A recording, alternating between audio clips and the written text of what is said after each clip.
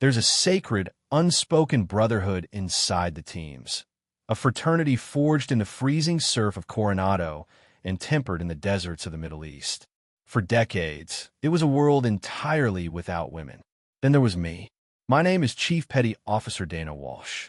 I wasn't a sailor who slipped through a bureaucratic loophole. I was a physical anomaly and a tactical mind. 5'9", with the kind of quiet, coiled strength that made seasoned operators pause. I'd endured the tortures of my BUD/S class. Hell Week, the bone-chilling surf conditioning, the miles of running in deep sand with a 200-pound log crushing my shoulders. Where hundreds of men rang the brass bell to quit, I stood firm, eyes locked on the horizon. But passing BUD/S was one thing. Earning the respect of the old guard at the Task Force Annex in Virginia was a different war. My platoon chief was Master Chief Gregory Hale, a legend in his own right, a battle-scarred operator with 4 Bronze Stars and a permanent limb from a firefight in Ramadi. He was old school, deeply convinced that a woman on a Tier 1 operational team was a fatal liability. To Hale, I was a political stunt, a ticking time bomb that would eventually cost one of his men their life during close-quarters battle. For 3 months, Hale made my life hell. The worst watches, the heaviest gear, the most mind-numbing administrative duties when we weren't in the shoot house. I never complained. I executed every order with flawless precision, and my silence infuriated him more. If he couldn't break me physically, he decided he'd break me psychologically. He needed me to panic. He needed me to ring the bell of my own volition. His opportunity came in the form of a condemned military working dog named Brutus. Brutus was a multi-purpose K9, a purebred German shepherd who'd once been the pride of the division. A missile with teeth, trained to jump out of helicopters, sniff out IEDs, and take down fleeing fighters in pitch darkness. But war breaks dogs just as violently as it breaks men. 6 months earlier, during a night raid in northern Syria, his handler, Staff Sergeant Liam Carver, triggered a secondary IED. Carver was killed instantly. Brutus took shrapnel to his flank and was thrown 30 feet into a concrete wall. The dog survived, but his mind was shattered. The trauma twisted his loyalty into blind, explosive aggression, severe canine PTSD, reacting to sudden noise or movement with lethal force. In 1 month, he'd hospitalized 2 experienced kennel masters and nearly torn the arm off a vet tech who'd only tried to change his water bowl. The brass made the call. Brutus was deemed unrehabilitable, scheduled to be euthanized at the end of the week. Until then, he was kept in the isolation block, a heavy concrete bunker on the edge of the base, a bleak sensory deprivation environment meant to keep the dog from hurting himself or anyone else.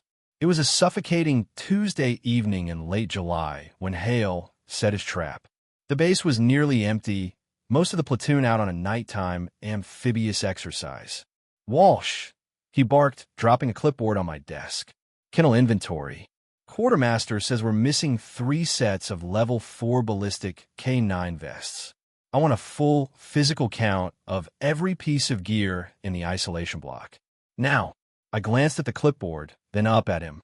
"Master Chief, the isolation block is restricted. Brutus is in there."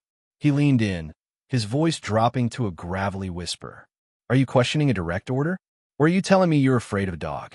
Because if you can't handle a kennel check, you sure as hell can't handle a compound breach in Yemen." My jaw tightened. I knew exactly what this was, a test of nerve. "No, Master Chief. I'll get it done." He watched me grab my flashlight and step out into the muggy night, a cruel smirk creeping across his face. Well, I didn't see was him keying his radio. "Decker, she's on her way. Set it up." Petty Officer Paul Decker, a loyal disciple of Hale's, was waiting at the security panel in the control room. The plan was simple, reckless, entirely against protocol. Trigger the electronic deadbolt once I was inside, then pop the magnetic latch on Brutus's enclosure. They weren't trying to get me killed. Hale genuinely believed the heavy secondary caging in the corridor would keep me separated from the dog long enough. The goal was to trap me in the dark with a 90-pound monster throwing itself against chain link, snarling until I cracked. He wanted to hear the vaunted female SEAL scream for help over the radio. As I reached the blast-proof door, the storm clouds broke into a torrential downpour. I swiped my card, the light blinked green, and I pulled the heavy steel door open into a dark, ammonia-scented corridor. Silent except for the rain drumming on the reinforced roof. The air was thick, bleach, wet fur, the metallic tang of old blood. Emergency lights cast a sickly amber glow. I clicked on my flashlight and walked slowly toward cell 4, Brutus's cell, clipboard in my left hand, light in my right. Halfway down, I heard it, a low, guttural rumble that vibrated through the floor. Not a bark. The sound a predator makes right before it snaps a spine. Then a loud metallic clang behind me. Spoon. The main door had slammed shut, and the deadbolt engaged with a heavy electronic thud. I walked back and pushed the interior release bar. Nothing. The keypad was dead. I reached for my radio. Control, this is Walsh. The mag lock on the isolation door just failed. I'm locked inside. Cycle the doors. Static. The jammer Decker had quietly activated was working perfectly. In the control room, Hale and Decker watched the CCTV. Pop the cage, Hale muttered. Decker hesitated. Master Chief, if that secondary chain link fails. Pop it. Let's see how much ice water she really has in her veins. Decker hit the override. I heard a sharp click from the far end of the hall and snapped my beam toward cell 4. The reinforced door swung slowly open. A moment of terrifying stillness. Then a massive shadow detached from the back of the cell. Brutus stepped into the corridor, magnificent and terrifying. Nearly black, muscles corded like steel wire, a jagged scar down his left flank, ears pinned flat, lips curled back over 2 inches of razor teeth, saliva dripping. And I realized with a jolt of adrenaline, there was no secondary chain link. The maintenance crew had removed it the day before for repairs. There is absolutely nothing between me and the deadliest dog in the United States military. In the control room, Decker went pale. Master Chief, the inner gate is gone. He's in the corridor with her. We have to abort. Hale lunged for the PA mic. Walsh, get your back to the door, we're coming. But it squealed with feedback dead. He swore and sprinted for the door. Grabbed the bite poles and the trank guns. Move. I didn't hear any of it. I was entirely focused on the 90-pound killing machine 30 feet away. Brutus let out a deafening roar that rattled my teeth, dug his claws into the concrete, dropped his front shoulders, and prepared to launch. A dog like him was trained to hit a man in full armor hard enough to shatter ribs, then lock his jaws and never let go. But Brutus had no handler. Any normal person would have panicked, screamed, banged on the door, pulled a weapon. I did none of those things, because of something buried deep in a classified background check that Hale and the rest of the Navy never knew. Growing up in rural Montana, I'd spent 8 years working alongside one of the nation's premier animal behaviorists, rehabilitating fighting dogs rescued from illegal rings. I'd stared down pit bulls, mastiffs, and feral wolf hybrids that had known nothing but violence their whole lives. I didn't just understand canine psychology. I spoke their language fluently. As Brutus tensed, I killed my flashlight, plunging the hall back into amber dimness. Light is a threat. Direct eye contact is a challenge. I dropped the clipboard. Not threw it. Just let it fall, removing anything from my hands he could read as a weapon. Hey, buddy, I whispered, not high and panicked, not loud and commanding, but low and resonant, vibrating from deep in my chest. A calming frequency. Brutus launched. He closed the distance in 3 explosive bounds, straight at my throat. But instead of raising my arms, which would have triggered his bite reflex, I did the unthinkable. I dropped to my knees. Lowering my center of gravity instantly changed the spatial dynamic. I was no longer a towering threat. I turned my head slightly, exposing the side of my neck, and let out a sharp, high-pitched yip, the universal canine sound for submission and pain. Brutus was a weapon, but beneath the trauma, he was still a pack animal, and a brain hardwired to meet aggression with overwhelming force suddenly short-circuited. The human wasn't fighting. The human was yielding. He hit the brakes, claws skidding across the wet concrete, and stopped mere inches from me, his hot, ragged breath washing over my face. He snapped his jaws in the air, a warning bite, his nose nearly touching my cheek. I didn't flinch. I kept my hands open on my thighs, didn't meet his eyes, and breathed slowly, deeply, forcing my heart rate down. Dogs smell adrenaline. They smell fear, but they also smell calm. I know, I murmured, chin tucked. I know it hurts. I know he's gone. You're fighting ghosts, buddy. Just ghosts, he growled, a terrifying rumble against my chest, and paced a tight circle around me, sniffing my boots, my pants, the back of my neck, looking for an excuse to bite, waiting for a sudden move. Slowly, I let out a long, heavy sigh, a calming signal, the kind wolves used to de-escalate tension in the pack. Brutus stopped pacing. He stood in front of me, head lowered, ears twitching. The violent energy in the room began to shift. For the first time since his handler died in the dust of Syria, a human wasn't screaming at him, running from him, or shocking him with a collar. This human was just existing in his space, offering peace. Outside, combat boots hit the pavement. Hale, Decker, and 3 operators arrived heavily armed with tranquilizer rifles and catch poles. Hale swiped his MasterCard, threw the door open, expecting a bloodbath, expecting to find the first female SEAL torn to pieces, a tragic accident that would neatly solve his political problem. A flood of harsh white light pierced the amber gloom. 4 operators flooded the corridor, rifles up and locked on the center of the hallway. Instead, I was still on my knees, completely unharmed. And Brutus, the dog deemed too unstable to live, wasn't tearing at my throat. At the explosive noise of the breaching door, he spun around. But he didn't flee, and he didn't attack the men. In a move that sent a collective chill through the breach team, he stepped backward and planted himself squarely over me, front paws on either side of my knees, lowered his head, bared 2 inches of fong, and let out a demonic roar directed entirely at Hale and his men. He was shielding me. In less than 3 minutes, the dog that trusted no one had designated the woman on the floor as his new pack, and he was prepared to fight to the death to defend her. "Hold fire! Hold fire!" Hale screamed, throwing up a hand to stop Decker. "Master Chief, he's going to maul her." Decker yelled, hands shaking. "I have a clean shot at the shoulder. Don't you dare touch that trigger, petty officer." My voice cut through the hallway, terrifyingly calm, devoid of the panic they'd expected. Slowly, deliberately, I placed my bare hand on the back of Brutus's neck, fingers tangling in his bristling fur. The dog didn't flinch. He leaned back into my touch, never taking his burning eyes off Hale. "Lower your weapons," I commanded. "The safety of this animal is compromised by your aggressive posture. You are elevating his heart rate. Drop the muzzles. Now." Hale was stunned. A Master Chief with 2 decades in the teams, being dressed down by a rookie chief while a monster stood guard over her. "Walsh, get away from the animal.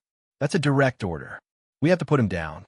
"He's not the one who needs to be put down, Master Chief," I replied smoothly and slowly rose to my feet.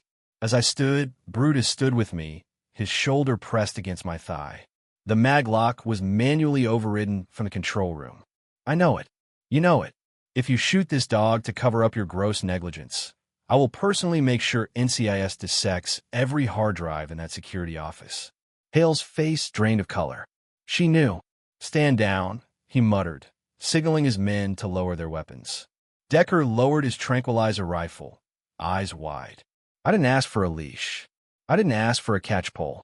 I unclipped the heavy nylon rigger's belt from my waist, slipped the buckle through the loop to make a makeshift slip lead, and gently dropped it over Brutus's head.